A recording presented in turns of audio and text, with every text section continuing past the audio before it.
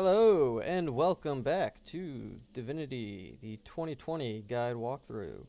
Last time we left off, we found out that Lord Withermoore was a spirit trapped in, he's petrified actually, for a few years too many. And we got a imprisoned elf out of this cage over here.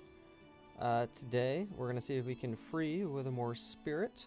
And also, adding on to that to-do list, we're going to see if we can help out this dog here, our old buddy, Buddy. Alright, so we're going to come over and talk to Buddy. Make sure you talk to Buddy with somebody who has Pet Pal. So I'm going to be using Pyramus for our party. Now, if you didn't have anybody start off with Pet Pal at the beginning of the game, if you select a person to recruit, one of the other origin characters, both the Conjurer starting class and the Wayfarer starting class will give them Pet Pal by default. Now, Buddy here, he's looking for his friend Emmie. Emmie was his mate. It's a nice little, puppy love story. It's going to end kind of sadly, though, because Emmie is a source hound, which I don't think we've fought any. Oh, we fought one on the boat. So source hounds, they're dogs that are kind of kidnapped by the Divine Order, and they're trained to sniff out sorcerers and attack them.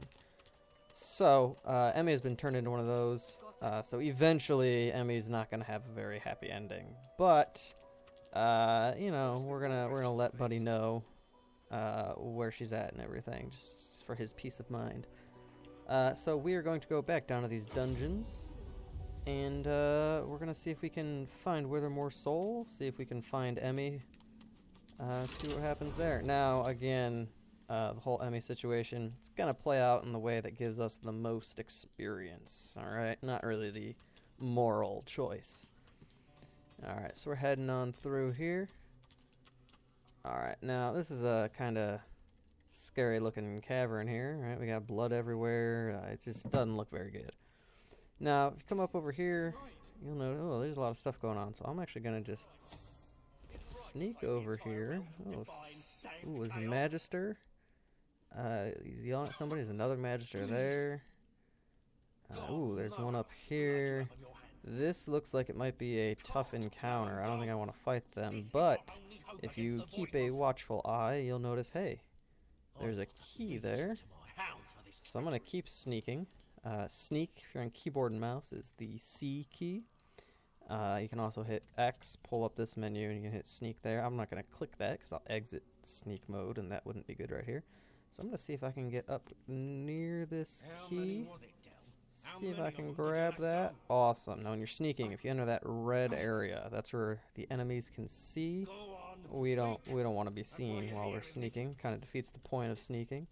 But we grabbed that key, so hopefully that will be useful. So we're going to rechain Pyramus to the rest of the group. Alright, does that key open this door?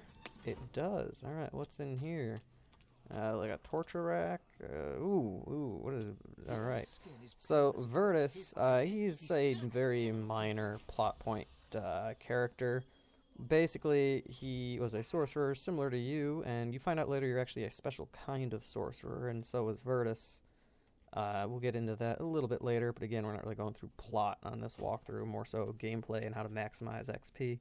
If you want the plot, just read it yourself on your playthrough. Now, again, not really the moral thing, but the XP gaining thing, we're just going to put Virtus out of his misery here, because he's not having a good time, and we want that 75 XP. Alright. Now, the key opened that door there. Don't worry about these chests. If you get arrested by a Magister up top, this is also the jail cell that you will be put into, and those chests just get all your confiscated stuff. So since we haven't been sent to jail, there's nothing in there yet. Alright, coming on up now. This door, also locked, but that key is going to unlock it. Now, when you come up here, this is like a creepy music. Alright, this is just another part of the inside of the fort of Fort Joy. If you look over here, we have some source hounds. So since Pyramus is our persuasion guy and our pet pal guy, we're going to have him come over here so that he is the one that initiates dialogue with them. So source hound Bruno, they can smell he's a sorcerer. they don't like him. They're already telling me to die upon sight. So they're not, they're trained to be kind of mean. I got source hound Emmie is barking at us. Just bark. We can understand dogs. It still says bark, bark, bark. Whatever. So we're actually going to make sure you do not won your way through this conversation. Squint at the hound called Emmie and ask if she knows an old dog named Buddy. Now, she's been kind of brainwashed by the Magisters. So she, like, kind of remembers him, but kind of not. After you select that first Buddy option, you're going to go and get 200 XP there, 800 XP for quest XP. I'm not sure if one was exploration, but anyway, the dogs are neutral to you now. They're not going to attack you because Emmie just kind of trusts you because you know Buddy. Again, that key is opening a lot of stuff for us and more exploration XP. We're going to check out this room. Again, if you hold Alt, you can see all the stuff there is to loot. And then we got Houndmaster's crossbow in this kind of gold font there. That color font means that it is a unique item. So Houndmaster's crossbow is one specific item that will always spawn there. I'm going to grab that scroll. I believe that was a restoration scroll or a resurrection scroll. Not sure which.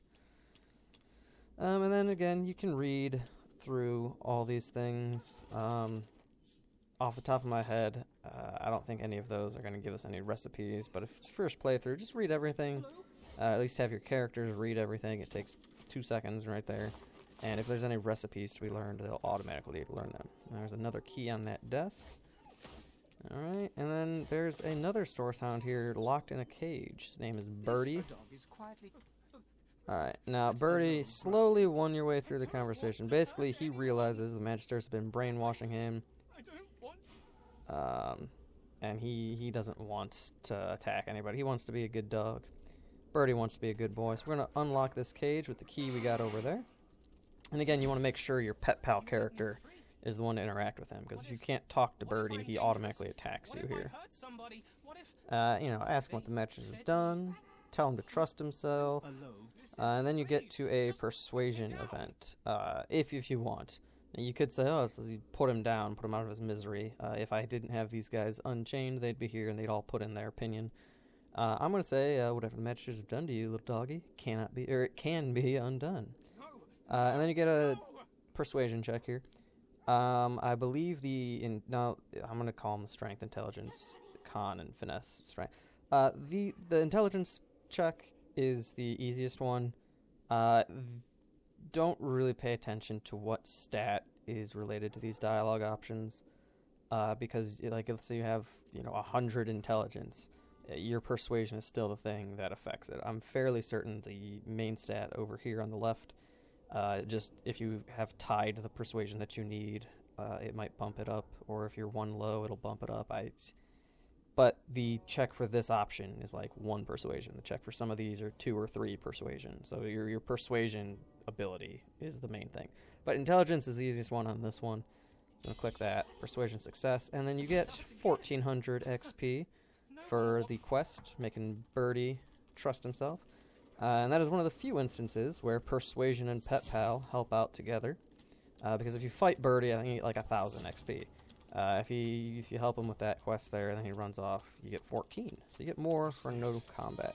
I found something. Over here, we got a lever. I'm going to pull that lever, and a secret hatch opens up. And more 800 exploration XP. I'll move that over here, because we got this poison vent coming through. We're going to cover up the vent with a vase, and that'll stop the poison from coming through. Very nifty. Now, because I can see down here that we're almost leveled up, I'm going to actually split Mumbo off of the party. Alright, and we're going to have him go back up to the Fort Joy Square. Alright, because either at the end of this episode or early next episode, we're going to go into a little bit of crafting. So we're going to talk to Nabora here. Alright, and she's a trader. Actually, I'm going to close out this. If you won your way through her conversation with anybody other than Fane, you get her trading screen, because she's a trader, and you can trade with her. Now, most of the stuff they're selling isn't going to be super useful. If you decided to go summoner, she is your summoning skill book seller. Now, if you look, she's only got 4 options, and these are all the options you could get at character creation. Now, level 4 you get the second tier of skill books are available from traders. At level 9, the next tier is available. Level 13, you get like one extra one per trader, and then 16, you get the last wave. 13, it's literally one more skill book per skill category. So that one kind of half counts. But 4, 9, and 16 are the big ones. So because she only has 4, we really can't get much from her. And at those levels, 4, 9, 13, 16, the amount of gold they have, like the random generated chance, is much bigger chunk of gold they can get. So we're not going to bother with stealing from her, because we're going to be doing quite a bit of stealing until she gets to at least level 4. We can sell some stuff to her. Now most vendors, traders in the game, they give you better prices if they like you. So we do get an 18% discount because Mumbo has 4 bartering, but her attitude towards me is 0. It's neutral. So I'm just going to give her 100 gold. Bump up that attitude. Now if you're on keyboard mouse, you can just use left and right arrows and go up. Fortunately, you cannot type the number in. But 100 gold for everybody in Fort Joy, mostly everybody in Fort Joy. Give them 100 gold, they get 100 attitude. Now instead of an 18% discount, it's a 33% discount. Very good. Now I'm going to sort here, go to our weapons, or our gear, and I'm just going to give her all the crappy gear that we are not going to use. Alright. Now I might actually put that leather on Red Prince, because he has no armor right now at all, so I'm going to keep that. And now we get 412 gold. If we didn't have any bartering or any attitude bump up with her, we would sell it for 273 gold, but because we have the attitude bonus with her and because we have bartering, we're getting 412 gold. That's a lot more. So we're going to get that 412 gold from her. And then we're going to see what else we have to sell. We do have some other things we could sell. I'm not going to right now. I'm going to sell that. That's like just there for the sake of selling. I think you can do a little bit of crafting with gold items, but yeah. Not super worth it. And you can sell any books that you have after you read. Well, not any book, but most books you can sell after you read them and get the recipes from them. Alright, now we're going to do a quick demo here on some crafting. So our recipes, we have improvised staff. We can make one of those. Improvised wand. We can make one of those. Alright, we've already gone through that one before, I know. Now, what we are going to do here is go to our ingredients tab. We have 2 logs, alright? Now, if you have any kind of bladed item, whether it be a dagger, swords, I think spears will work. I hope spears will work because I'm recording this. You can actually cut... Oh, spears do not work. That is upsetting. So we're going to come back to that in a little bit. We're going to need a knife or a sword to do this particular craft. But you can cut a log up into a long branch and then short stick and craft some more wands and staffs with that to sell those. And I'm going to be selling at level 3 because every time you level up, vendors restock their supplies. And that means they restock their gold as well. Now, they'll always keep the stuff you sell them, but their gold goes up to full every time you level. Now, Griff is a bigger trader than Nabora, so he actually takes 150 gold to get his attitude all the way up.